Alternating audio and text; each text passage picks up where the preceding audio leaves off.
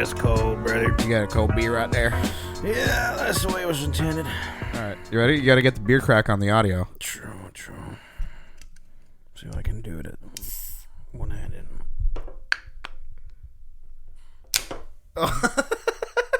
Oh shit!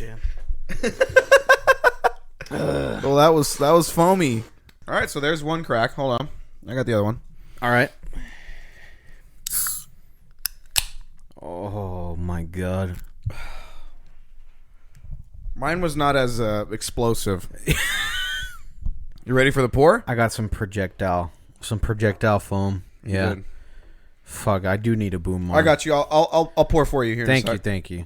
So yeah, because you can't see. Oh my god, that's beautiful. Look at that. Beautiful pale ale color right there. Describe what you're seeing right now. It's amber, and he's pouring it into an oblong glass.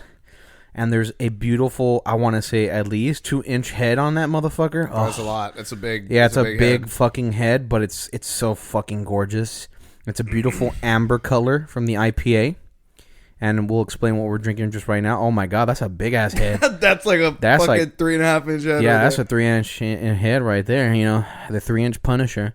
I'm trying not to overflow the glass at this point. Yeah, but it's a beautiful amber color, dark brown caramel, whatever you want to call it. All synonymous right here. Very large head. Hoping that will dissipate. It's overflowing just a tad bit. Yeah, we're at least like a 1/4 of an inch above the edge of the rim right now. Yeah. You might have to pour that here in a sec. Here, I'll give you this one. Okay. Okay. All right. Thank you very much. I got you. To describe the scene, I am not using a boom arm right now, so I'm holding my XLR mic with one hand and trying to navigate drinking alcoholic beverages with my second hand.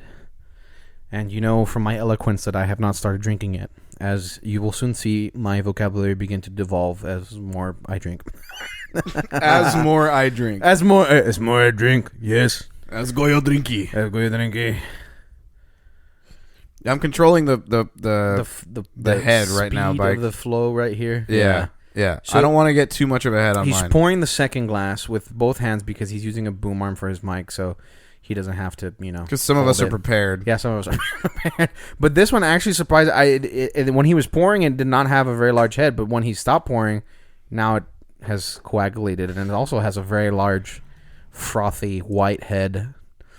So, well, here's the thing: is what I did was I used the angled pour. To start out, which and is the way it's supposed to be. Right, but then once you get to the end of it, you don't want to angle it too much because obviously you want to fill the rest of the glass with beer. So very true. Then I straightened it out, and when I straighten it out, it gets more velocity because it's falling further, I guess. Mm-hmm. So that's when the big frothiness of it forms. So that makes total sense. So we've had the official beer crack. This is episode 2. Episode 2. It's August 4th, 2021. August 14th. Holy fuck. Are you? Yeah, I swear to God, he's not drunk. He has not had anything Saturday, to drink. August 14th, 2021. And so if you fucking see this, like, if you hear this in October or something, because this is the first day that it was released in October, just know that I'm a married man now, so I don't have as much time to edit. Very true, very true. He just recently got married. Congratulations. Thank you, brother. Thank you. So, all right. Look at that. Yeah, it's gorgeous. That is, it's a little bit darker of a color than the art car that we had last time. Very true.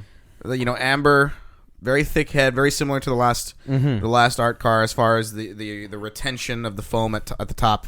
Definitely. But let's say we get the first sip going. Yes, sir. Here it comes. Say less.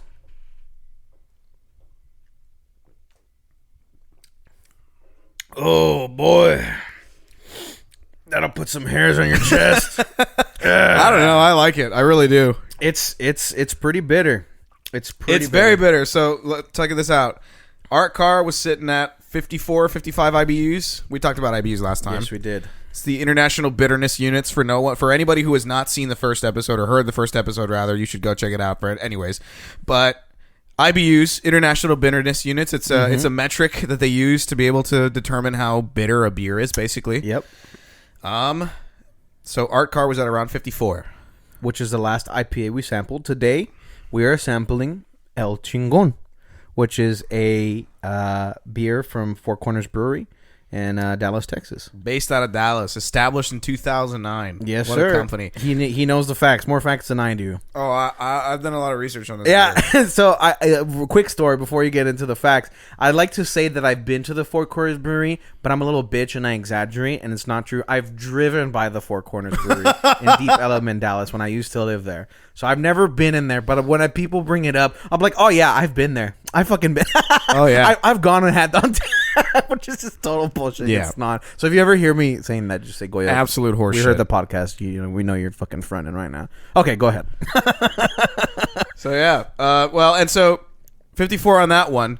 Bud Light is somewhere around like 6 Yeah, IBU, I it's think. nothing. Just for people to get a metric, a sort of point of reference. It's nothing. Bud Light is, it's water, basically. Bread water. I think water is actually 7 IBU. No, I'm just kidding.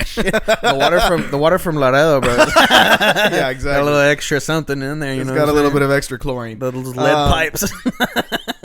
El Chingon sitting at 72 IBU. It's a little bit higher on the list. And so I don't know if you know this, but what's the highest you can get on the IBU? Is it like 100? I don't know if there's a 100, limit. I mean, or is it- theoretically, I guess you could just keep going.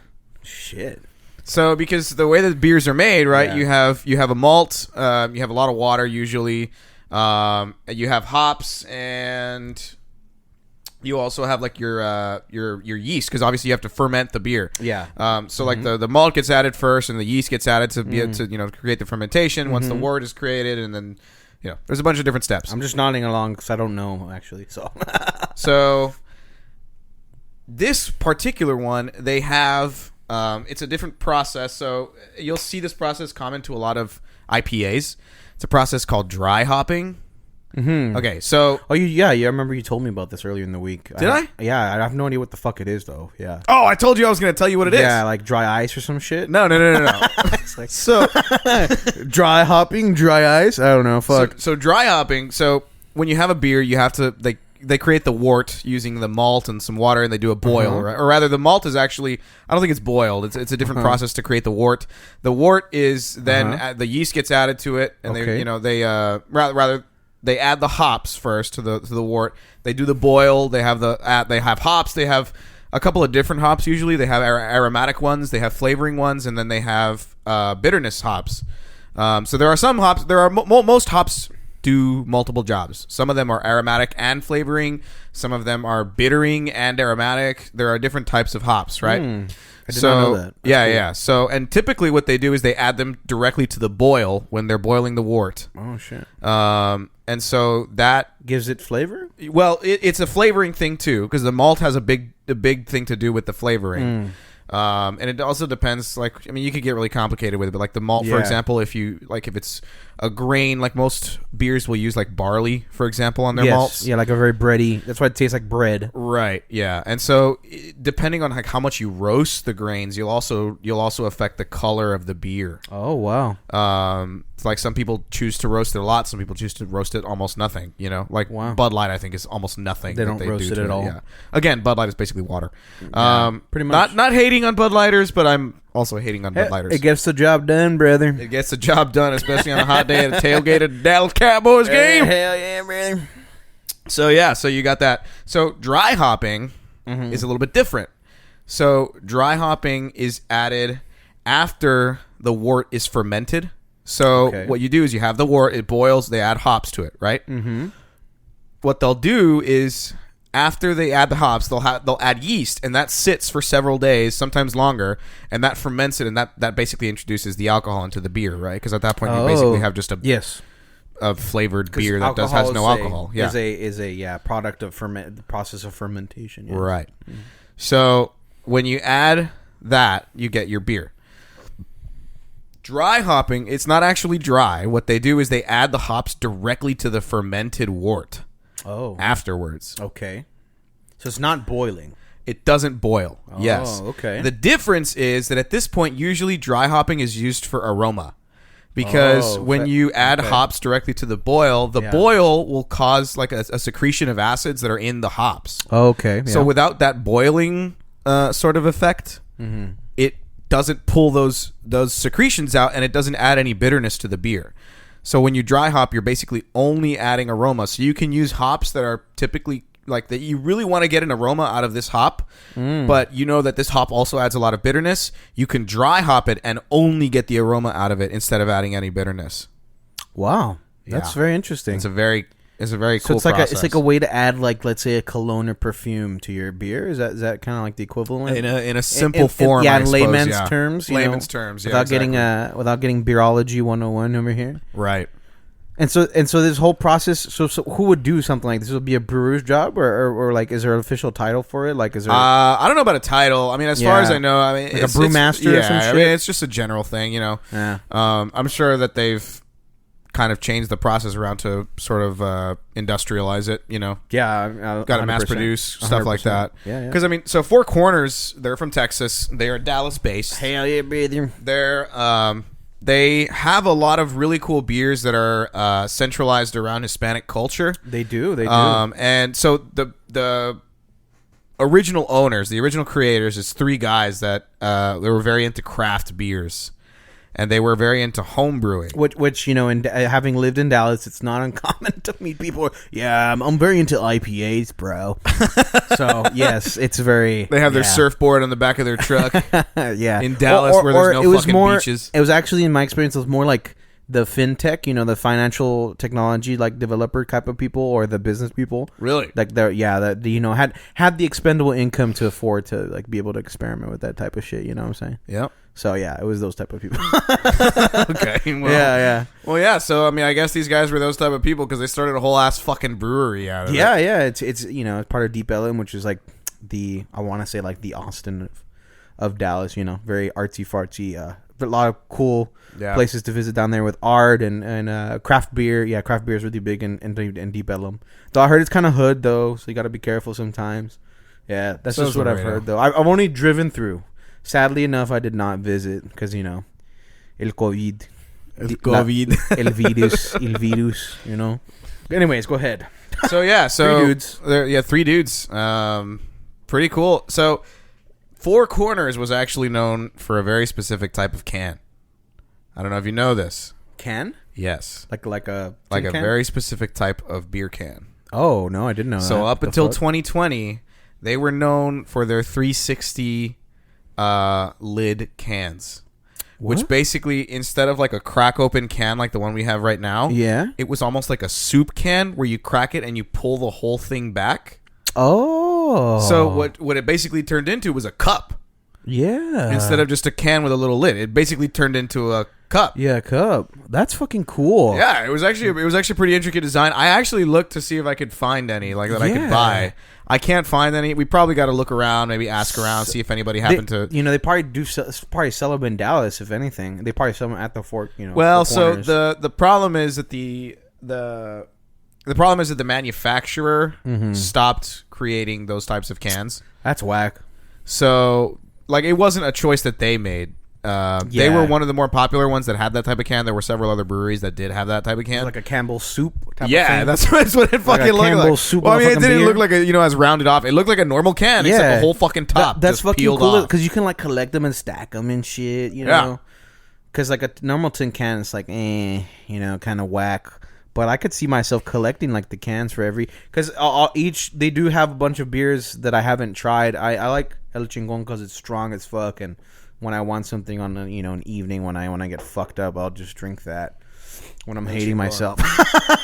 Definitely strong. 7.3% ABV, alcohol by volume. Yeah, That's I think almost double what Bud Light is. It's a hitter. It hits you. And this is definitely one of those smack you in the face type of IPAs. Definitely.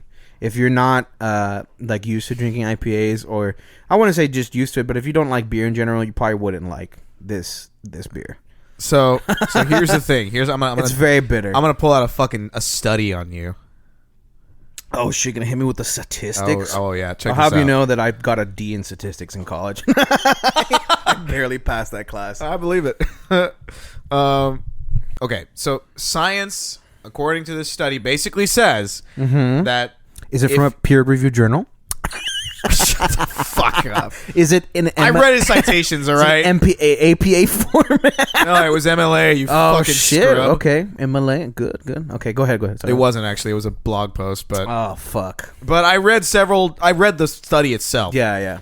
I read about it on a blog post, and then I looked at the study And then you itself. looked at the actual citation. Yeah, I checked to see. I actually looked to see how they performed it and everything like that. But okay, point. Mm-hmm. Science says that if you drink IPAs, Yeah. you are more likely to be a psychopath. What?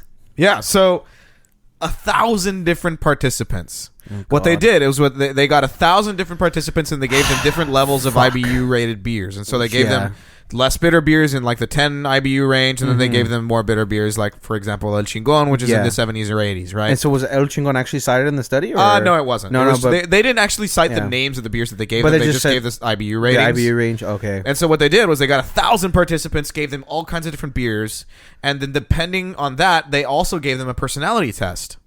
And so they gave all of them a personality test. Weird, here, have a beer. And we're gonna fucking take your psychoval. Exactly. Like what the fuck? Exactly.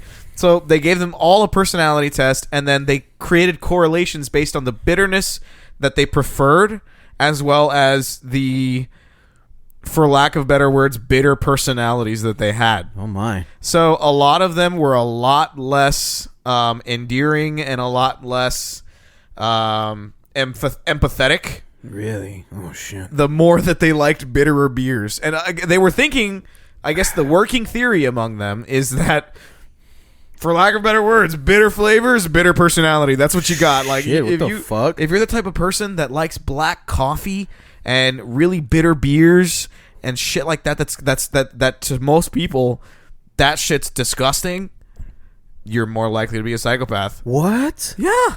So you're telling me I'm a fucking psycho? What the fuck, Manny?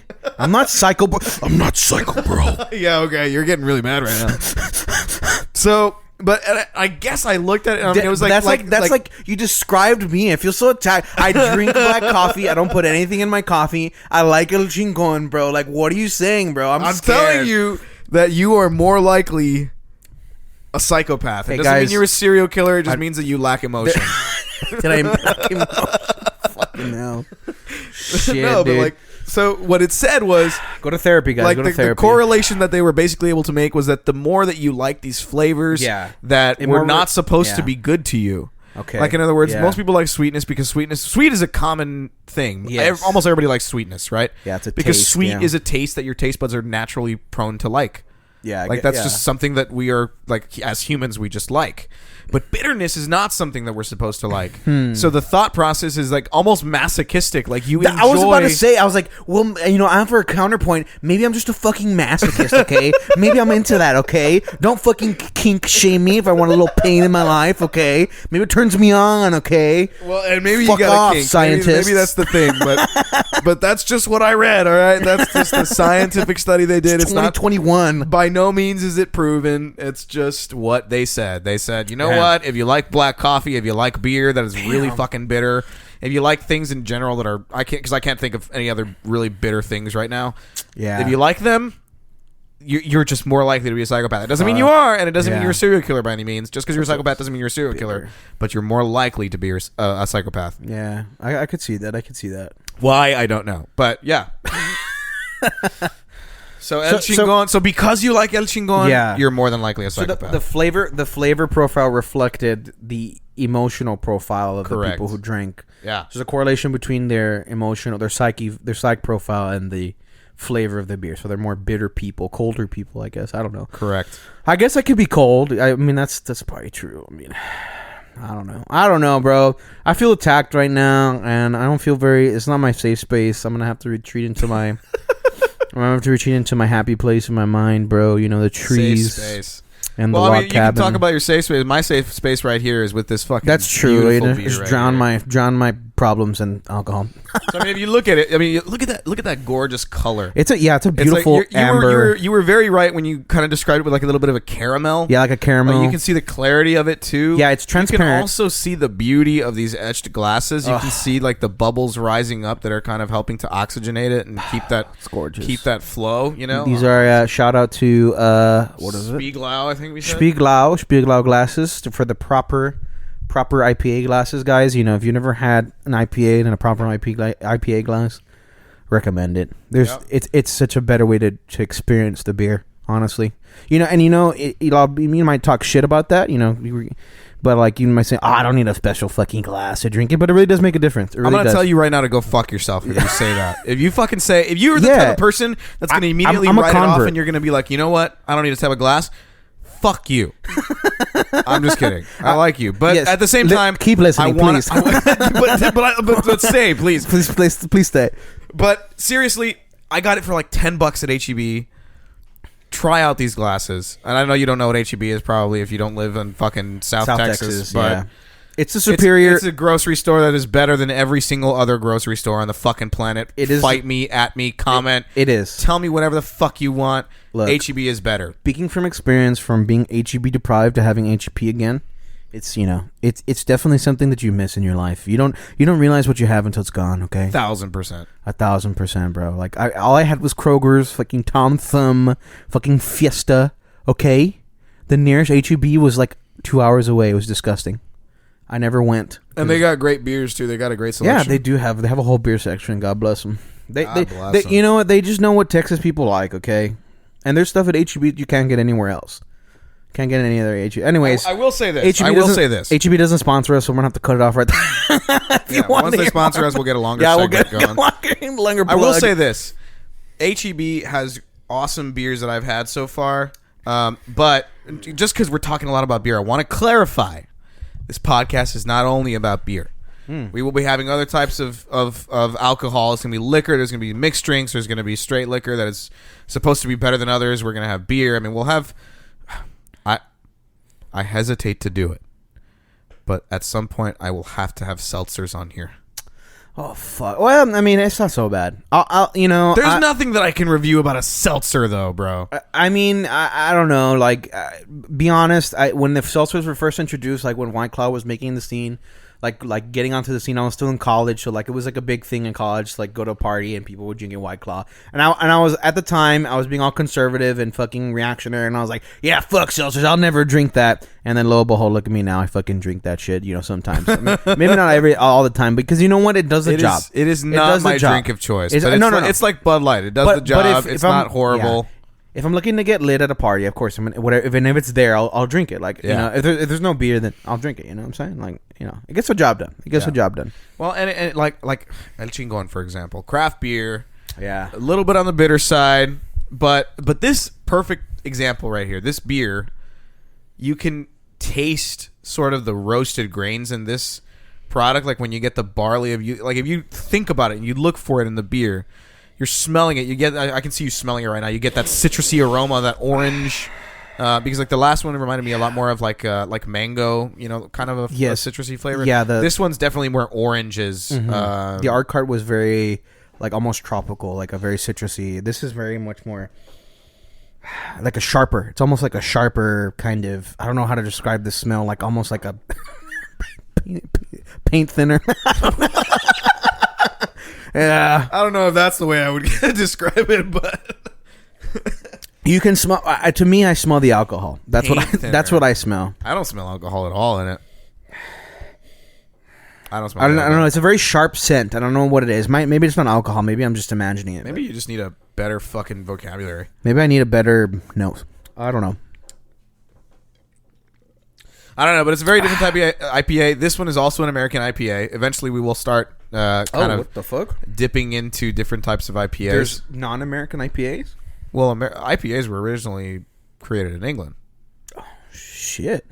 That's right. I remember that story. Yeah, I told you this story last time. Yeah. So IPAs were originally created in England, and actually there's different types of American IPAs too.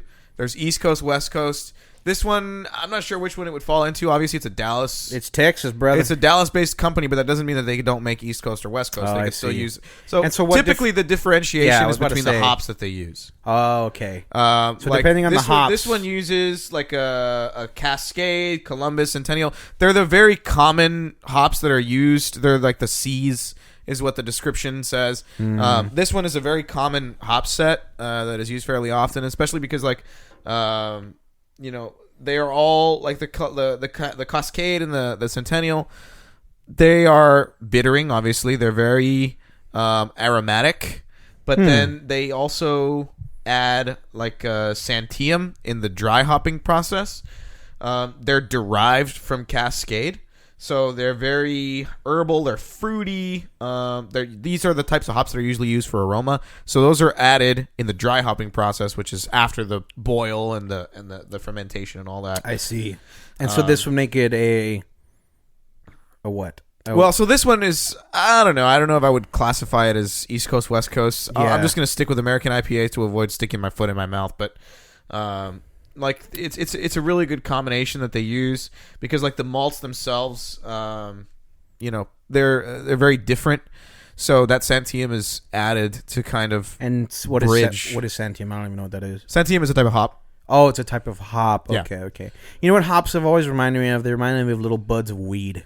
They really do. Is that right? That's what they look like. I'm like, shit.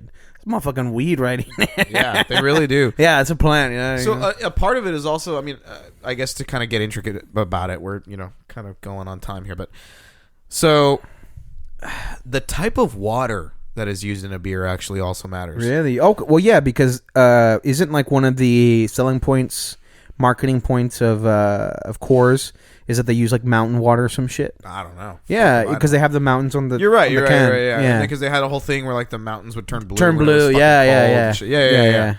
Yeah. So yeah, I mean the water has a big thing to do with it because like the water, like for example, Dublin has a lot harder water. Which is really good for stouts like Guinness. But then you have got like, a little extra vitamins in there. Exactly. And then you got Burton, England has gypsum in their water. What the fuck is that? It's a type of mineral. Oh, it's a mineral. And it's really good for pale ales. Oh, wow. Which is why England was one of the first ones that they were the ones that pioneered pale ales. Especially India pale ales. You know, that was the big thing. And actually, people will actually try to artificially create Burton, England water. Like, they'll add gypsum like, they'll straight up add gypsum to their water to try to mimic the same sort of minerals that are contained in the water in England. To replicate the... And you want to know the fucking name they came up for it? To what? To add the gypsum to the water? Yeah. There's a name for it? Is it like a process? There's a name for the process. What the fuck? What is it? So the water's originally from Burton, England. Burton, England? So they called it Burtonization. Burtonization. Well, fuck. They were super fucking creative with that. I mean, that makes sense, right? I mean, just call it from the source, you know? Is that safe? What the fuck? Is it like safe to ingest gin? Yeah. Yeah? Yeah. I mean, okay, so this is completely off topic, but water... naturally has a lot of minerals that are really good for you. Yeah. When they bottle it, they typically remove all of that, and it's actually not very good for you. Shit. It actually, there's some water that is not supposed to be very good for you at all. Yeah, because it's completely devoid of minerals. Have you ever had that black water? I have not, and I don't think I ever fucking will. The water that's black, that has like alkaline in it or some shit. It actually tastes pretty good. Like, it just tastes like water, but it's just black. I feel like I would be drinking pure dirt, bro. It's black. It's just oil. It's a little oil. It's like they scooped up some of the water from the BP oil spill and it's a little petroleum in there, brother. Jesus, make it stronger. That. Yeah, I don't need any of that. So. Yeah, so fuck that. I don't need any of that shit. So the water and hops make a big difference. The water and the hops. What I took away from this discussion. Yeah, badass. I mean, the malts obviously have a big, part of it. The malt consists of the malt creates most of the flavoring in the beer. Damn, that's true. Yeah. The malt makes up most of the flavoring. The hops obviously add to it. The hops add a lot of aroma and a lot of bitterness to me. The flavoring obviously is affected by the hops, but to me, from the research that I've done over the years and over the past however long, that's what I've pretty much seen. Granted, what I need to do is I need to start brewing myself. Sheesh. Yeah. Damn, I mean, that's a lofty goal. You gotta invest in a fermenter and those big ass. Well, I mean, I've seen home brewing ways that are not that complicated. True. They make small batches. I'm sure they sell kits and shit, right? Like homemade kits. But it's a lot of science, bro, isn't it? Like a lot of science. I mean, you can do the science, but you can also just kind of fucking go at it. Like you can just I mean, you can do research. You can see what hops create different flavors, what profiles they create, which malts create different flavors. Because hops, again, like I said, are aromatic and mostly bittering. So, and I might be saying the stupidest thing I've ever said right there. People are going to come at me. But you know what? Fight me. I've done my research. And if I'm wrong, if you think that I'm wrong, tell me which hops add a significant amount of flavor to a beer, and I will make my own conclusions based off of that. But as far as I know, aroma and bittering, that's what they're primarily used for. Yeah. And the malt determines the flavor profile. Yep. All right, fuck yeah. So we'll transition now. I believe it's a good point of transition, right? To the gaming segment of our podcast. So as you know, we do both. We're nerds with slurred words, so we get litty and then we talk about we nerd got the shit. slurred words coming on. Yeah, I can kind of hear it in you. Hey, it's a 7%er, right? I think it's a 7. Yeah, it's a 7%. 7.3%. It hits a little hard, It hits a little hard. I feel it. I love it though. I love it. I think one Chingon is like gets me in a really good place. 2 Chingons makes me dangerous, and 3 Chingons is like makes you dangerous. Makes me dangerous. Anyways, so we're getting let's move on for my alcohol tolerance. But yeah. So the question that I posed to Manuel over here before the podcast began to kind of transition over to our gaming segment. For those of you who don't know, there's a new zombie co-op game called Back 4 Blood that has just been entered open beta over this weekend. It was in closed beta last weekend. It was in closed beta last weekend, and it just entered open beta. So for all of you that are wanting to try that out, if you're interested in zombie co-op games, go ahead and check that out. I think it's on Steam. You can download it. We're not sponsored. I wish we were. That'd be fucking badass. But it is touted at least as the spiritual successor. Here the slurred words, but the spiritual successor to the very massively popular and probably I want to say genre defining zombie co-op game, which is Left 4 Dead. I mean, it's hard to find genre defining. You're gonna go with genre. I would say genre defining. I mean, I think it's probably in my opinion, the most enjoyable zombie co-op game. And a lot of people might say, well, what about COD? COD is a zombie, co-op game. But I would argue that that Left 4 Dead released, the first Left 4 Dead released before the first COD Zombies came out. Did it? It was it did. Yeah, because it was like 2001 or some shit when that, or 2002 or yeah. I don't know. I need to do my research on that. But here's the thing, and here's why I will say, not necessarily that you're wrong when you call it genre defining, but I will say that COD Zombies and Back 4 Blood, or at least Left 4 Dead, yeah, 2 very different types of games. Left 4 Dead is technically story driven. Yeah, it is not actually story driven. By no means is there any sort of form or faction fucking type of story. There is, because you have the episodes and they have little pieces like a beginning and end of story. Guess and the objectives are based on the story. So the objectives are sort of based on the story. The objectives are more don't die. Yeah, pretty much. That's the objective of the story. But the story is sort of there. It's sort of there's some background lore you can look into. There's all kinds of different things like that. And the characters are fully voiced, so they all have these like funny lines. Yeah, and there's minor things about it that do that. But COD is not that. No, COD is not. Kind of takes away the story. Granted, there is an Easter egg. But again... Well, there's lore behind COD Zombies too, but there's a fuckload of lore. There are 14-hour videos on YouTube explaining the entirety of the COD Zombies timeline in the Treyarch sense. When you're playing it, it's not as prevalent, I would say. Well, the thing is that you could... Here's the difference: is you could play Left 4 Dead and you could know there's some sort of storyline. You don't know what it is, but there is something there. That's true. You could play COD Zombies and not know about the storyline whatsoever. Yeah, exactly. I knew you were going to go with that. Yeah, you're right. Because it's all Easter egg. It's completely hidden. Yeah. It is very difficult to get to. Obviously, there's entire YouTube channels dedicated to finding the Easter egg first when zombies are released. So it's very different. It's not storyline driven, and obviously it's wave based, which Left 4 Dead and Back 4 Blood do not have. Places a lot of emphasis on the survival mechanic, of course, which is like a core mechanic of all zombie co-op games, right?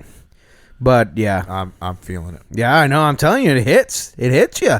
It hits. The Chingon is making you a Chingon. I also haven't eaten, so My wife is currently making us dinner. Yeah, some I'm very hamburguesas. excited for. My wife is a great cook. God bless her. God bless her. But yeah, so going back to the question, Back 4 Blood has just released. It's developed by the same studio that developed Left 4 Dead 1, Left 4 Dead 2, and it's supposed to be designed as a spiritual successor because they had problems with their publisher that didn't allow them to make a Left 4 Dead 3. So it's toted. It's branded as the spiritual successor to Left 4 Dead. So the question is on the table: do you think that Back 4 Blood in this new decade, new day and age will achieve the same kind of relevance, same popularity, same status as a video game that Left 4 Dead 1 and 2 did back in the day? Because I have a hard time meeting anybody who's never played Left 4 Dead, growing up in the 2000s and the 2010s, 100%. Yeah, I mean, because I know I played that shit with my homeboys in fucking high school. We would, we pirated fucking Left 4 Dead and put it on our school laptops. And we would play. Especially because Left 4 Dead is like a Steam game that can be played on a fucking potato. Exactly, it can be played on anything, so it's very accessible. I mean, I think Louis played it on his MacBook at one point, and we all know how MacBooks are. Yeah. MacBooks they're great for like emailing a coworker or writing a fucking document, but they are not good for gaming. Yeah, no, not at all. They're not designed for that. They're not designed for that. Ooh, that's a doozy. Yeah, I know, it's a big question. Okay, so let me unpack this. Yeah. Left 4 Dead, classic fucking game. It is. Like you said, it's very rare to encounter someone who has never played Left 4 Dead. It, yeah, because it's such a popular, such a prominent game. It's such a fun game. It's a game to chill back, get lit with the boys, like have a couple beers like we're having right now, and you can play and kill zombies and have a fucking great time. It's definitely a great mindless game. It is. It is something that like you do not have to put any thought into. You don't. Your goal is grab shoot. the biggest gun you can find and shred through the people that are right in front of you. Point and shoot, baby, and keep moving. Don't It's stop. the equivalent of that No Russian fucking episode in Modern Warfare. No Russian. Remember. No Russian. No Russian. Yeah. So, okay. So, I will stick with what I said as far as not necessarily genre defining, just because zombies is too general of a genre for you to say. What I will say is that as far as 4-player co-op. I said co-op. Co-op. I said co-op. Continuous movement, storyline based zombies games go. Co-op zombie game. Yeah. That's what I said. Storyline based. Yeah. Oh, I don't want to. I'd say. I will say that it is as far as genre defining because, and I think World War Z it will achieve the same level. Well, no. I'm saying it is genre defining. The Left 4 Dead is genre defining. Okay. As far as that specific type of zombies game. Yeah. Because I think of immediately World War Z, which is also a fun game. It's a great game. Basically, Left 4 Dead. True. Basically, Left 4 Dead. Because really they even have the special zombies. You can pick up a fuckload. I mean, you can kill a fuckload of zombies really fucking fast. And that's why I say it's genre defining, because a lot of people have taken what the essence of formula of what Left 4 Dead is and put it in their own game. Just look at zombies, look at COD Zombies, look at World War Z, another perfect example. They've taken the formula that has been so successful in Left 4 Dead and just ported it over to their own game and rebranded it with a new IP. And it worked out great, too. And honestly, World War Z was a great game. Yeah, it is a fun game. It is fucking fun. There's some sweaty-ass fucking players on there. I will say that. Sweaty. Level 300, guys. Yeah, no, like 999. Yeah, it's true, because they've maxed out, like, there's classes in the game, and so they've maxed out, like, every fucking class, yeah. Like, we would legitimately join games, and we're here, like, fucking level 4, 5, 6, whatever. Level 14. These motherfuckers are 999, and I'm like, God damn, do you have anything, any other game you could play? Jesus, yeah, bro. Christ. But, okay, so back to the question. Again, ADHD, this is going to happen a lot. At the very least, we're still on the gaming topic. That's true. We could have strayed very far by now. That's true. Like when we're talking about bears and teddy bears. Here it comes. We're already straying. I'm not. I'm staying on topic. Stay on topic. Games. Okay, so Left 4 Dead did a lot in its time, especially Left 4 Dead. Left 4 Dead 2 came out not very long after Left 4 Dead 1, and then everybody was waiting Left 4 Dead 3. Which I think that it was one of the very first games that came out that did kind of like what you were saying, as far as like, the mindless, you can just sit down, have a couple beers with the boys, shoot some zombies, great night. And the first game that I will say that was Doom. It was, 1980s graphics for one of the first 3D player games ever. That was basically that, just mindless shooting. Yeah, Doom is classic, but it was too. not multiplayer, Not co-op. Yeah, exactly. And Left 4 Dead. There are several other multiplayer games that did that. There are several other multiplayer games that was mindless shooting. You can play with your friends, whatever. But Left 4 Dead was one of the first ones that became so fucking popular that everybody and their mother knows what it is. Exactly. Anybody that knows games knows what Left 4 Dead is. Exactly. Because first of all, it was really well optimized. It could play on literally everything. A potato, man. An actual potato. Yeah. And I mean, I really think that it popularized multiplayer and doing, as far as like a 4 co-op mindless game goes, because there are other games. When I say mindless, I mean like you don't have to think about it too hard. You could play something like Black Ops or Call of Duty where you have to put a lot of thought into it if you're being really sweaty. You know what I mean? Yeah, if you're trying very hard to be good at the game. Yeah. And there are plenty of games like that nowadays. Like Destiny, there's Valorant, there's Apex. Apex is making a big resurgence right now with Nick Merckx. Definitely. That all of a sudden switched over and all of the streamers followed his lead because nobody fucking wanted to play Warzone anymore. All the FPS streamers, kind of transitioned. I don't know. I mean, what do you think? Do you think look, the gameplay that I've seen of Back 4 Blood so far, this basically mimics Left 4 Dead from what I can tell. Just way better graphics. We have to do a disclaimer right here and say that we have not touched it yet. I have not touched it. The plan is to touch it tomorrow. The plan is to touch it. Yeah, to touch it very good. To grope it. I'm kidding. I'm not kidding. I'm kidding. No. To caress it softly with consent, which is the way it should always be done. Please don't cancel me for that. No. Holy shit! You almost made me spit out my beer.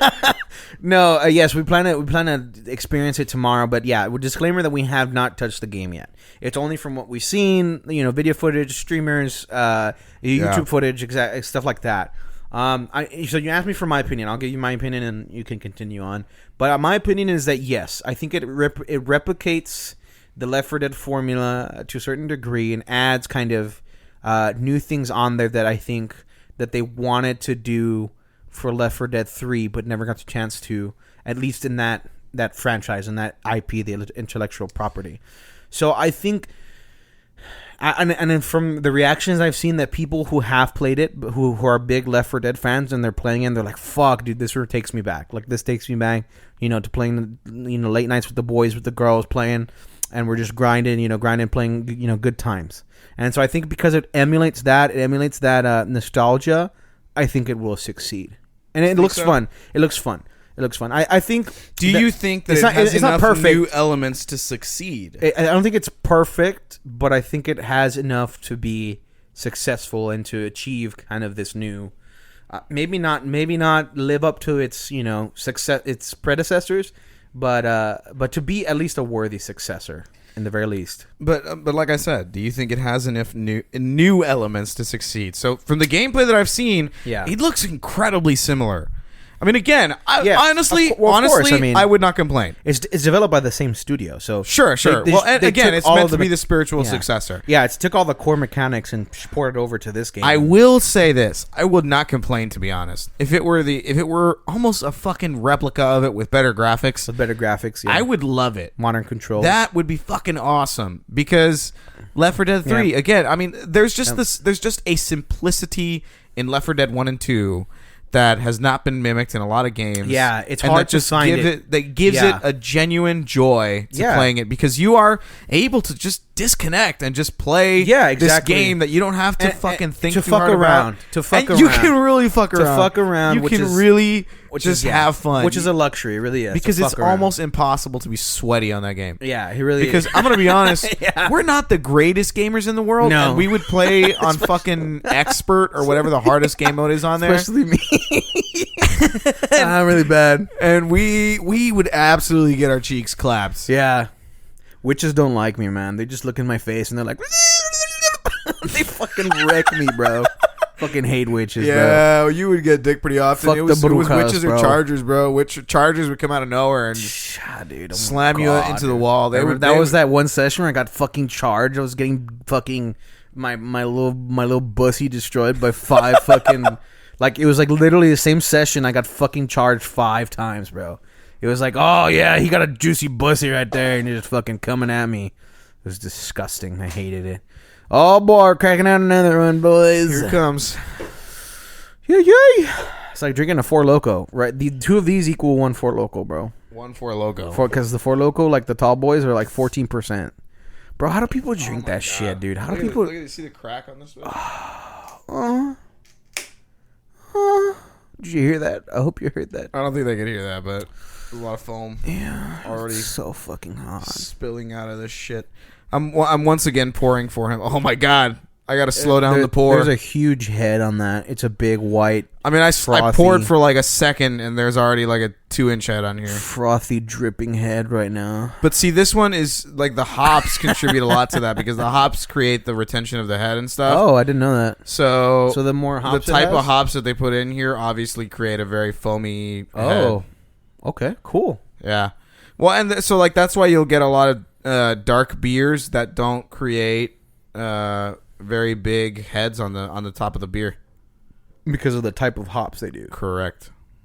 Don't cause that reaction. Wow. Like for example, a Shiner is actually a darker beer than this because they roast the grains a lot longer, but it doesn't get this type of foam going at all. I've tried to pour it in this exact glass. Thank you very much. I've tried to pour it in this exact glass, and it just does not do it. Yeah, I guess that's now it goes to show that these glasses are special, baby. They're designed for the IPA. The IPA. The IPA. Okay, so going back, so Left 4 Dead 3. Holy shit, I gotta slow that down. Yeah. So. Was Back 4 Blood / Left 4 Dead 3. Left 4 Dead 3, Back 4 Blood. In my eyes, the same thing. I'm very excited to play. Look, regardless of what it is, I'm excited to play it. I hope to God that it does what it says it's going to do. It's going to be the spiritual successor to Left 4 Dead 3. Again, it goes back to the simplicity of the game. And very true. Very true. I don't know. I don't know if it has the means to go all the way, but we're gonna go. I would say that it has the ingredients available to it, especially if it has the same developers. Yeah. Because, I mean, the developer supposedly for Left 4 Dead 3 was Valve, obviously, but it's not like they actually developed it. I think it was the publisher. Valve was the publisher. The studio is called Turtle Rock Studios. Oh, Turtle Rock? Yeah. Okay. So Turtle Rock is the creator of... Or they I don't know if that were named that when they were working on the Left 4 Dead IP, but they're now called Turtle Rock. The unfortunate thing about it, I guess, is that, regardless of it's the spiritual successor, if they add all the exact same elements, they will not be able to go off of the same storyline. That's very true. Yeah, they cannot. I mean, I'm fairly certain legally they can't go off of the same timeline, which sucks because it would have been good to get an explanation. Because Valve owns that IP. That's why. Yeah. Correct. Well, and because there's I've read a lot of the lore behind it, behind Half-Life and Portal and Left 4 Dead, because there's connections between all three of them. Yeah, there's a lot of fucking... and there's a lot of fucked up shit, actually, between all three of them, because Portal... Supposedly at the end of the Portal, I mean, because you know how Portal's kind of, apocalyptic in the second in Portal 2. Aperture Science is the... Well, but everybody's gone in the Portal 2. You're fucking controlled by the robot. Granted, the robot murdered everybody. GLaDOS. Yes, but, I think that But Aperture Science is also in Half-Life, which is like one of the correct big companies, like scientific oligarchies. Right. And it would have been nice, I guess, to get some clarification on the correlation between Portal, Half-Life, and the creation of the apocalypse that led to Left 4 Dead 1, 2, and now Back 4 Blood. But obviously we're not going to get that out of this game. Yeah. I'm excited for it regardless. Sadly. But, the lores, bro. The lores. The lores. Yeah. Yeah, I think one thing I did notice that was different from Left 4 Dead is that they have special zombies. They have special types of zombies. Which is like a kind of standard thing in zombie games nowadays. Have special kind of like alpha breeds of zombies where they do special things. Yeah. But that in Left 4 Dead, the original Left 4 Deads, they don't have like weak spots, right? And maybe except for the head, right? Which kind of like universal. You shoot the zombies in the head, which right, it's kind of like zombie, I guess, fandom lore, right? Shoot them in the head. But in Back 4 Blood, they have like weak spots. They have visible. Do they? weak spots that like glow red, and so you're supposed to shoot those to weaken them before they like fuck you up. Yeah. So I think that's a kind of a notable departure from kind of the original Left 4 Dead formula. Yeah. And additionally, each character has like a special ability, so they have like a class per se. So every character that you play can do something different that no other character can do. I'm getting a lot of World War Z vibes out of that. Yeah, so that's what I'm saying. So maybe these are concepts that they wanted to, introduce into the Left 4 Dead 3, but were never able to. So they were like, "Fuck it, we're gonna put it into our new IP." I mean, it makes sense, and it excites me. I mean, again, we've never played it, but I've seen a lot of gameplay of it. It looks awesome. Same the here. graphics look great. Yeah, they do. I mean, it looks like Left 4 Dead upgraded, basically, which excites me. And the weapons have attachments, baby. Do they really? Yeah, Oh, dude. that's You can gonna put be like awesome. lasers and like dots on them and shit. Well, you could put lasers in Left 4 Dead too. That's true. But you can put like scopes and like lasers. And it's like I think we can put like suppressors and shit. Yeah. Oh, that's gonna be fucking. Yeah, awesome. it's fucking sick, dude.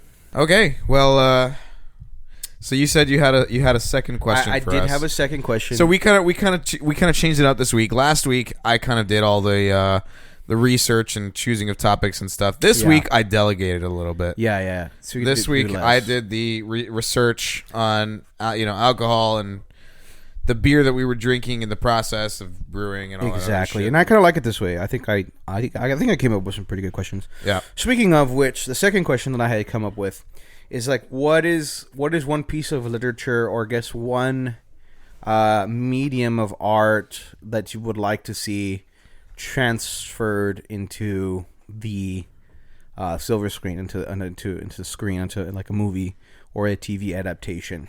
I mean, when I first asked this question, I asked him like, what like novella, what like novel or series of novels would you like to see, or what like graphic novel would you like seeing?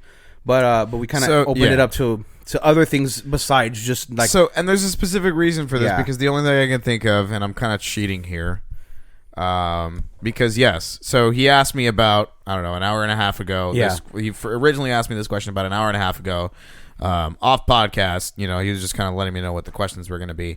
So Yeah. he phrased it as what book, what novel, or graphic novel, like graphic novel like a comic book, would you want to be taken to the silver screen? What would you like to be converted to a movie? Yeah. And I couldn't think of fucking anything that I've read that isn't already a movie. That's true. That's very true. It's very difficult because, as you know, most directors are running out of material. So yeah, everything's like a remake. They read a book and they're like, I'm going to put this into a movie. Everything's a remake nowadays, or just a bunch of fucking brands mashed together, like Ready Player One, where they just put a bunch of shit into one movie. So, and I didn't tell you my answer for a reason. This is my answer. That's true. He hid it from me. I did hide it. So, I want to say it is not a book. I want to say I know what the answer is, but I'm gonna just wait. I want to hear what your guess is. BioShock. No. Fuck. But BioShock would make a fucking cool ass movie, bro. I Come on. might change my answer. I'm not Fuck. gonna lie. BioShock would make a fucking badass like movie, bro. All right, as you've seen in episode or the 1, setting, if you haven't watched episode 1, you're gonna hear us fangirl over BioShock. Yeah, the setting of BioShock would be that would be a fantastic movie, right? But if they did it right, it has to be done right, Correct. It definitely has to be done right. There has to be they have to be very careful with it because you have to maintain the horror aspect. You have to find a way to develop characters. It's very difficult. Yeah, but especially because the character in BioShock 1 and 2 did not have a voice actor. That's very true. The main character did not have a voice actor. There were voice actors surrounding you. All of the antagonists had voices, but you yourself did not have a voice. Would you kindly? Would you kindly? Would you kindly? Would you kindly? Would you kindly? All right. I am going to be very specific. Okay. I'm It's surprised a video, it's not BioShock, but it's not BioShock. It's a video game. Yeah. It is already happening. It is going to become a TV series. It's The Last of Us. Fucking hell, dude. The Last of Us? I mean... Well, you're judging my choice right now? I don't know, man. All right. I don't know. Look. I never played Last of Us 2 because I don't know. I just didn't vibe with it, bro. I'm sorry. Last of Us 2 was a botched fucking sequel. Yeah, I don't know. Absolute pathetic excuse. Okay, for the a first sequel. one, Game of the Year, all that shit, you know. Last of Us 1 is fucking amazing to me.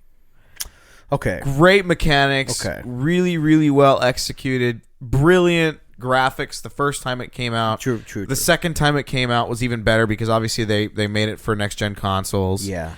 They remastered it. Fucking fantastic storyline, fantastic choice of voice actors. Yeah, that's very true. I mean, really, really well executed game. It's one of those games that pushes like the boundaries of what, like what kind of like how like what kind of story you can tell in a game, I guess. Does that make sense? And especially with a character that is meant to be a minor. Because Ellie is like 14, I think, in the first game. That's very true. And because typically... She's arguably the main character. Arguably the main character, yes. Yeah, and Joel is obviously the intended main character, but Ellie almost steals the show. Yeah. Well, she's the focus of the whole narrative, basically. She drives the narrative, yeah. Correct. So, I will tell you why I'm very excited for this show, and why I didn't even know they were making. Why I pray to God it's going to be executed well. Yeah. Have you seen The Mandalorian? Let's put it like this. I need a prerequisite for this. Yes, of course. You've seen The Mandalorian. Yes, I've seen both seasons. Yeah. So The Last of Us is going to be made by HBO. Okay. Oh, okay. That's good. The main character, that's a good the guy that plays Joel. That's a good sign. Well, it can and it can't be because there are some shows that have been botched. I don't know, man. Game of Thrones. Think of everything after season 5. Well, was that HBO's fault or was that the director's fault? Well, HBO fucking hired the guys. That's true. That's very true. The only reason season 1 through 5 was good was because they had the writings. Yeah, they had all the books. They had everything from George R. R. Martin to go off of. After that, they were fucking lost. They didn't know what the fuck to write. Yeah, exactly. And then it just was an absolute shit fit. Yeah, it was pretty bad. Okay. HBO is making the show. Okay. Pedro Pascal is going to play Joel. Oh. You know who he is? Yeah. He's the Mandalorian. Yes. He's the Mando. He's the Viper in Game of Thrones. Shit. And he plays Javier Peña in Narcos. Yeah, he's had a lot of roles recently. He's had a lot of roles. A fantastic fucking actor. He is a very talented actor. And he's going to play Joel. And honestly, I think he's perfect for the role. I think so too. Joel was obviously in the show. Joel was kind of a redneck almost. Yeah. He had that, like a biker. He had that country accent. Kind of like a biker guy, kind of almost. I don't know if I'd say biker. He was definitely a lot more grungy, a lot more kind of edgy, very broody, very like grumpy. like he was very sulky. Very sulky. Not grungy or edgy.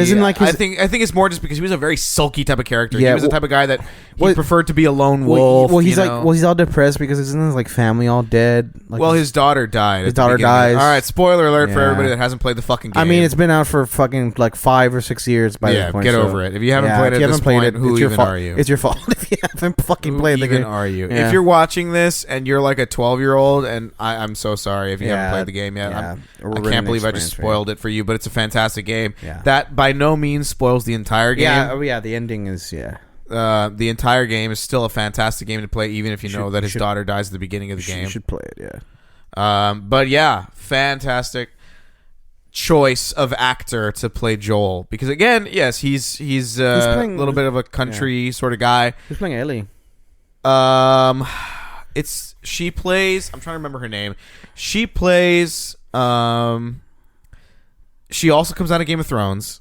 Oh. She plays the little girl that Lyanna Mormont. That's her name in the show. Mormont. Yeah, the little girl, the little tough as nails fucking girl in that show. All right. Also, in my opinion, a fantastic choice because she played that role to perfection. They wanted a young girl that had to step into the role of leader, and I mean, honestly, executed it perfectly as far as leadership goes. Because in my opinion, Lyanna Mormont, I think her name is Lyanna. I never finished watching. I'm sorry. I think she did really, really well. Executing the sort of ferocity that was supposed to be involved in someone as young as she was, and the lack of hesitation in her decision making. it made her very cool character to watch in Game of Thrones. And I think that she's going to play Ellie to perfection. I hope she plays Ellie to perfection because Ellie's a badass. For lack of better words, for anything that you could say, if you want to contest me, you can. But Ellie's a fucking badass in the first game. Yeah. In the second game, she's still a badass, but she's a lot more developed, and obviously we have the death of Joel and all that. So, well, fuck, I never played it, so. Oh, did I just spoil that for you? Shit. I think I like. You said you didn't play it. Actually, I just heard you. It's fine. I don't think I'm ever gonna play it. I just heard. I heard that the second was not as good as the first, so I was like, you know what? I'm not gonna. Honestly, a pointless death too. I'm not gonna subject myself to the emotional trauma that the first one subjected me to. Yeah. So I'm gonna be honest. Good. That's the most heart-wrenching part of the whole game. Like that's it. The rest of the game is pretty shit. It's pretty shit. Damn. Yeah. It's pretty trash. Well, that's sad. It's but sad, yeah, it's sad because they had a lot of talented voice actors in the second one too. They did. They got like a star-studded like. They really did. It was cream of the crop, up A-list. Cream of the crop voice actors. Yeah. So, which is disappointing. I mean, sad that they. Yeah.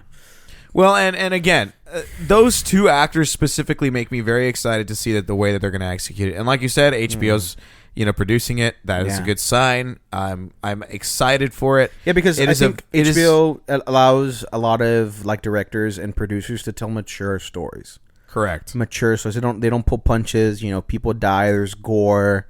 There's brutality. Very mature themes, and so.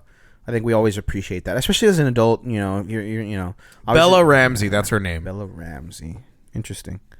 I'll have to look that up. I didn't know that. I didn't even know that it was in production. That's badass, though. And it's very exciting. And so it's coming out in 2022. Are they telling the story of Joel and Eddie and Ellie, or is it? I haven't seen exactly or is it like what it's going to be. Is it set in the universe and Joel and Ellie happen to make an same appearance? Exact universe, and as far as I know, it's going to basically replay the events of The Last of Us 1. Oh, okay. So I'm excited to see it live action. I'm excited to see the way that they convert that into a movie. That is going to be very interesting. I imagine it becomes like the next, Breaking Bad and shit, and people are fucking raving over it. Oh yeah. Imagine. You know what I will say? Imagine well, how much. I don't know. That's a bold statement because Breaking Bad is a badass that's show. true. Or maybe like the next Game of Thrones. Like, have you seen? The one that you go to your, like go Mandalorian. to the office on Monday and it's like, hey, did you watch the new episode? Yeah, exactly. Yeah. I get that. Yeah, 100%. Yeah. So and think how much attention, like if it does well, how much attention it'll bring to the actual original medium, which is the video game. Yep. And see, like, this is where. Well, I mean, arguably anybody who's a video gamer knows what Last of Us is, because it won like Game of the Year. Like, I mean, it was a fantastic once, game. and then won a bunch of game awards. So yeah. So I mean, you know what I am really excited for in that series? I'm excited to see the way that they create live action mutated zombies. The fungi and like the way that the fungi evolves on the zombies to create clickers. Yeah, to create clickers, to create like the bloated ones, to create like the fucking like the tanks that come out. That would be interesting. The ones that are like absolute juggernauts and just sponge your bullets. It's gonna be a lot of CGI right there. Oh yeah. But you know what? But HBO, I'll tell you what. HBO does it could be a lot CGI. of CGI, or it could be a lot of special effects makeup. Some practical effects. We love practical special effects makeup. Imagine the special effects makeup involved in creating a live action clicker. Maybe a little bit of both. It's possible, yeah. Hopefully, we get some practical, special effects. Yeah, mixed with just a touch of the CGI. Just a touch, and honestly, yeah. So. That's what I'm sticking with. I know it's not necessarily a novel. I know it's not necessarily, it's a graphic novel or any sort of book. But it's a different type of medium. But that is what I'm most excited for at the current time. Arguably one of the strongest narrative-driven games ever written or ever created. So, I mean, arguably, I think it's... There's probably some that you could contest with, but yes, I would say... I don't even know what to contest it with. But yeah, I mean, it's a discussion for another day. Yeah. Honestly, I mean, it's also Naughty Dog is... That's true. There's known for making narrative-driven games. I mean, Uncharted... well, that's what I was going to say, is Uncharted is true. Also a really, really strong narrative-driven game that has had multiple parts. Yeah, like four. It's 4 parts, I think. And that's where they failed on Last of Us. They couldn't come up with a part 2. That was Uncharted has had several parts, yeah. And it's also Naughty Dog. He's the modern day, or I don't want to say modern day. Naughty Dog, for reference, is the developer of the game. They are the main producers, which houses all the writers, the programmers, the developers, all that stuff. Yeah. So, let's say that Naughty Dog writers are regarded as some of like the top-notch creative minds in the industry, in gaming industry, as a whole. I would say, in terms of crafting very compelling, well-written narratives. And I think there was a lot of rumors about Uncharted getting some kind of screen adaptation or TV adaptation. So I heard I don't know if it ever came to fruition, if they ever made a deal. And I know that Nathan, I think it's an actor named Nathan Fillion wanted to be Nathan Drake, but I don't know if that ever. So I think came through, and he's googling it right now. I know you guys can't see, but I'm just kind of looking up, whether it came to fruition as far as the show goes. But I want to say that the Uncharted game actually has the same voice actor as BioShock Infinite. The Booker in BioShock Infinite, Troy Baker.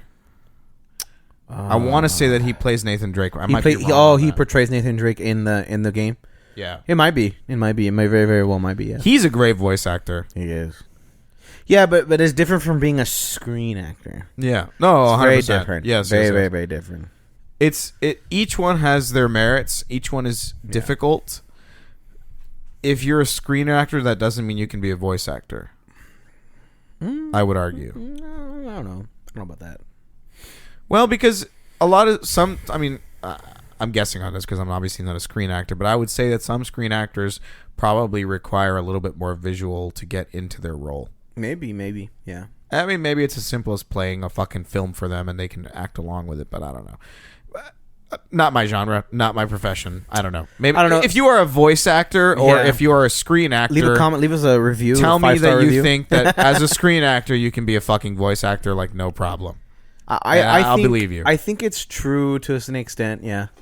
Just having experience in my own, minor stunt in theater acting, but like, I remember one of my good director, Mr. Carroll, Dr. Carroll, telling us that if you can do comedy, genre like plays in regards to like theater, if you can do like a comedy play, then you can do any type of play.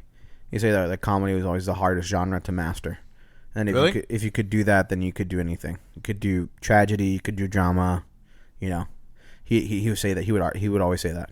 He's like, if you can master comedy, if you can master even if you can master comedic lines in an otherwise, kind of more somber, tone play, that you can do any type of acting. This is the hardest to master. I believe it. Anyways, irregardless, so I guess I had an answer to my own question as well. It is actually a series of books called the Lamplighter Trilogy. It's from a Australian author, I believe. It was never really popular here in the States or even in Europe for that matter, I don't think. So it's kind of like less well known, but it was actually recommended to my younger sister in an Austin bookshop like a long time ago, years ago. And I finally, I think I got her the books, like all 3 books for her birthday. And I had to like hunt them down on Amazon because they're like really rare to like find and order. And, yeah, it's a very interesting setting. Probably the most unique setting I've ever read in regards to like fantasy. It's like a Victorian era steampunk kind of monster-y supernatural setting. It's like all 3 of those combined together. And it follows the adventures of a boy named an orphan, or what they call a foundling in that setting. A boy named Orphan? No, a boy, an orphan / aka a foundling, and his name is Rosamund. What else do they call foundlings? What other universe calls children foundlings? I'm not sure. Is that Star Wars? Is that what they call? No, it's a youngling. Oh, you're right. Yeah, youngling then Padawan. No, there's definitely another universe that I'm thinking of that calls people foundlings. I don't know what it is. Maybe like Divergent or some shit. Maybe. I don't know. Fuck if I know. I never watched Divergent. But yeah, he's like an orphan, and he turns out to have like a lot of very special. His origins of how he becomes an orphan and. What he actually is revealed further later on in the books, and it's very interesting. For reference, I googled it. Star Wars does have foundlings. Oh, they do have foundlings. Yeah. The fuck? What is that? Fucker. Like little babies or what? Yeah. Oh shit. They're baby Jedi. Well, Jedi or Sith, I guess. Damn, I didn't babies know that are capable of manipulating younglings. the Force. I thought it was younglings. Damn. Okay. Cool. They have higher counts of whatever that fucking... What is that atom? Midichlorians.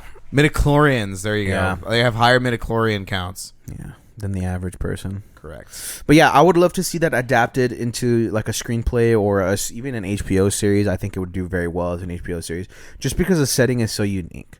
There's like so many different characters, so many different factions vying that Rossaman comes into contact with, and Rossaman's just he's like a little kid, and he's growing up in this very, very stark kind of grimy world where monsters kill people very regularly. There's monsters that live in the wilds. And humanity's in a constant... So Demon Slayer is what we're talking about. Well, not necessarily Demon Slayer per se. They're like monsters are kind of like the wild animals of our universe, and they kind of just exist in different ways. Nobody really understands them. But however, when they come into contact with people, they often conflict. Okay. And so Rashomon just tries to navigate this world and tries to survive. And there's a lot of different, I guess, styles of monster slayer. So there's these guys that are alchemists and use like the derived essences of these monsters to ward them off or make them angry or like stun them. Derived essences. Yeah, so they'll harvest the parts of the monsters and turn them into like these poultices and like salves and potions and use it against them. Yeah, it's very cool. Holy very cool. shit! I mean, do you have Merriam-Webster open right next to you right now? No. Jesus H. And then there's like a traditional like style where they there's like these it's illegal like in certain parts to augment yourself, but what they do is that they'll kill the monster and they'll put a monster organ inside of themselves, and then it gives them power. And so they're able to manipulate the powers of the monster. So there's like these lightning monsters that can control lightning, and so people will like splice their organ that allows them to manipulate lighting into their body, and they can use the lightning, and that's how they kill monsters. That's how they become like a monster hunter. So I don't know. I thought it was like it's basically like really cool. Glorified if you can't beat them, join them. Yeah, it's really cool. It's a really cool setting. It's very interesting. And then there's like this. Then Rossaman. Is this a graphic novel? No. It's a book series. It's a trilogy. Okay. And so Rossaman ends up meeting like the this very ancient monster, because monsters are regarded as very like unintelligent, not sophisticated, like barely sapient beings. And he ends up meeting like this, which is like this being called Laplas, who is like the king of monsters, and he's very like, or like a god of monsters per se, and he's very like sophisticated, very communicative, like and so it's not something that most people would regard regarding monsters, and so there's like a whole dynamic, so it's very interesting. It's a very interesting story. Definitely, like I said, one of the most unique settings I've ever read in. I thought it was really cool, and I would love to see it if they could transfer all that stuff, from the book onto the screen. I think it would be badass, like really, really cool. It might not be like everyone's cup of tea, but I think it'd be a really cool like niche, or maybe not even a niche, but just like a really badass setting to explore and to like have a TV or a movie set in. I think it would do very well because it's very original. It's not something that I've ever experienced before, so I think that's really cool. Well, let me ask you this. Yeah.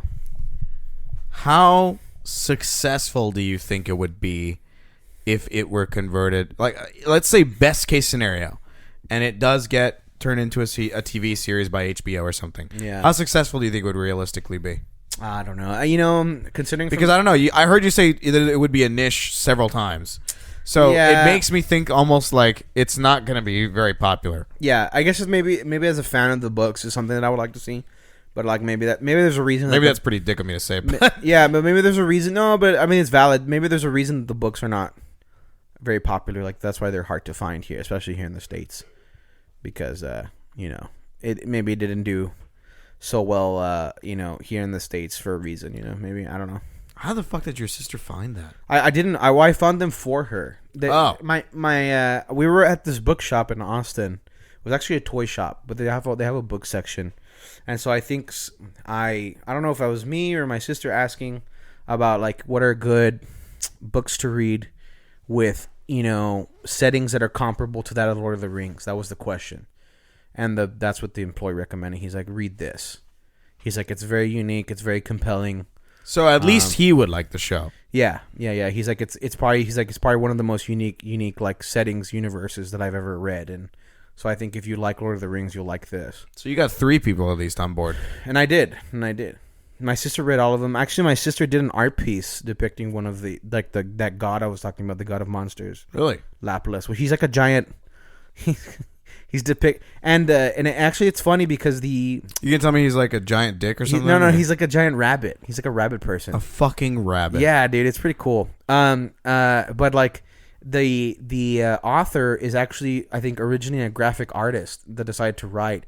So he actually puts depictions of like the creatures or depictions of like Rosamund and the characters in the book, and so you can actually see like the concept art that he's drawn of these characters and how they look. And so I think that's probably helps to visualize the world that much better. So he gave it his all as far as trying to create a universe. Yeah, that was, it's really cool. It's very, very cool. Very here. Cool setting. Very unique.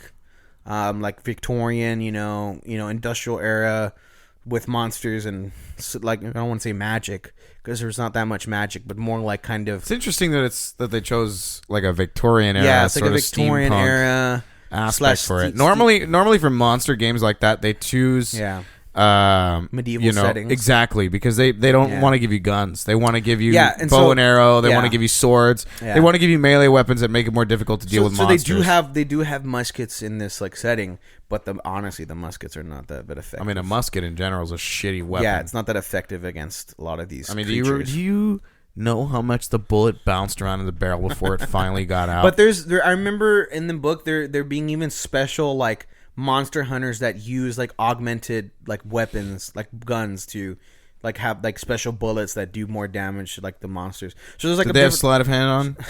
yeah, they have like these silver bullets and shit. The bullets with the crosses on them, so they can. Do you know what sleight of hand is? That was just holy water. Yeah, the perk from fucking COD, right? But you know what it does? Doesn't make you reload faster. Yeah, there you go. I was like, I said fucking sleight of hand. You were like, yeah, they got crosses on their bullets. Well, I was like just contributing to the. Oh, they have attachments. Yeah, they have attachments and there shit. You go. Yeah, it's an electable attachment you can choose as a cross on your fucking bullets. You can augment your bullets to do more damage to the monsters. Yeah, but yeah, so I think that like the different types of monster hunters and the dynamics between like people who hunt monsters and then. Yeah, if I were to do something like that, I would write like "gotcha, bitch" on my bullets or something.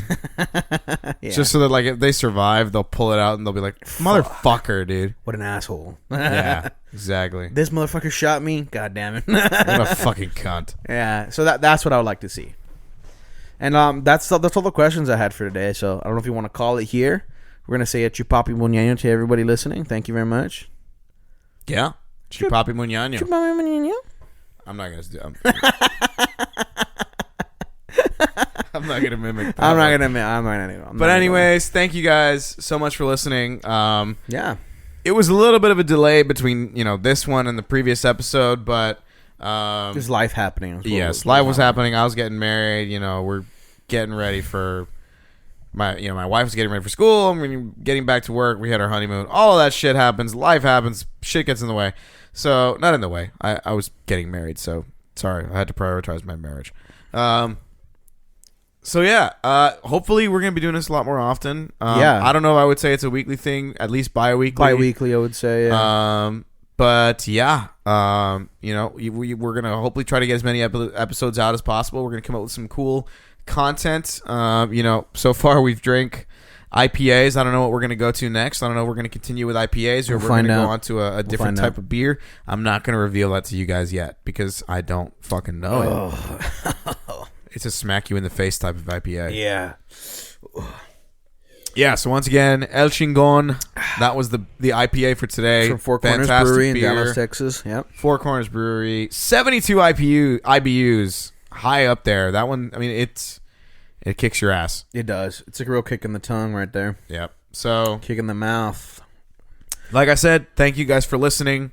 We are available Apple, Spotify, YouTube. We're on all major of the podcast platforms. Anchor FM. I don't know. Find us. If you search for us on whatever place you get your podcasts, we're there. And right before we go out, we're just going to do a summary, right? The summary is, so we're drinking El Chingon from Four Corners Brewery in Dallas, Texas. Beautiful caramel colored IPA. The two questions for today were: do you think Back 4 Blood will reach the same relevance and kind of standard as Left 4 Dead? General consensus, at least for me, was yes. That I think it'll fill that slot that that's been left in a void for some time. Yeah, and I think the general consensus for me was probably a yes too. Probably a yes. At least I fucking pray it does. I hope it does too. I hope it fulfills the expectations. It fulfills the nostalgia. And the second one was what kind of non film or screen adaptation would you like to be seen from various mediums, either a book or a video game. And Manny chose The Last of Us, the first game, because there's a second one. Specifically the first game. Obviously, if they did like a season 2 to the show, they could try to push it for The Last of Us 2. But imagine retcon the second game. Dude, but just imagine if they were to just continue off of where they left in Last of Us 1. Damn, that would actually be pretty cool. Like they were to just go completely off script. They write their own continuation. Yeah, but it'd have to be good, Well, yeah. Can't be. You don't want to pull them like Game of Thrones, Yeah. And then I chose the Lamplighter Chronicles, which is a very lesser known book that I think should get more love, and especially here in the States. So on the off chance that this podcast gets more than like 5 views, definitely go check out the Lamplighter Chronicles. Lamplighter. I was going to call him Lampwood. The or Lamplighter Chronicles. Also called Monster Blood Tattoo. Is also that's another name. I think that's the Australian name where it originally published. Yeah, there you go. So if you're from Australia, you've never heard of this book. Australia. What the fuck are you doing? Koala. Yeah. Yeah. Yeah. If you're from Australia. That's a terrible Australian accent. Check out Monster Blood Tattoo. Shut the fuck up. Crikey. I'm sorry, Australians. Anyways, if you're from Australia, you can block us now. You can punch me. I'm sorry. But go check it out if you haven't interested. And if you've never played The Last of Us, please play The Last of Us. It is arguably in preparation for what Pedro Pascal is gonna do to that fucking to that role, the role of Joel. Yeah. Thank you guys very much for listening. I hope you have a good night. This has been Nerds and Slurred Words. Nerds and Slurred Words, baby. We were slurring. We were nerding. I'm Manny Lotta. I'm Guo Lopez. And I hope you guys have a good night. Amen, brother. Well, or morning or afternoon, wherever the fuck you are. Wherever the hell you are. Drink a beer.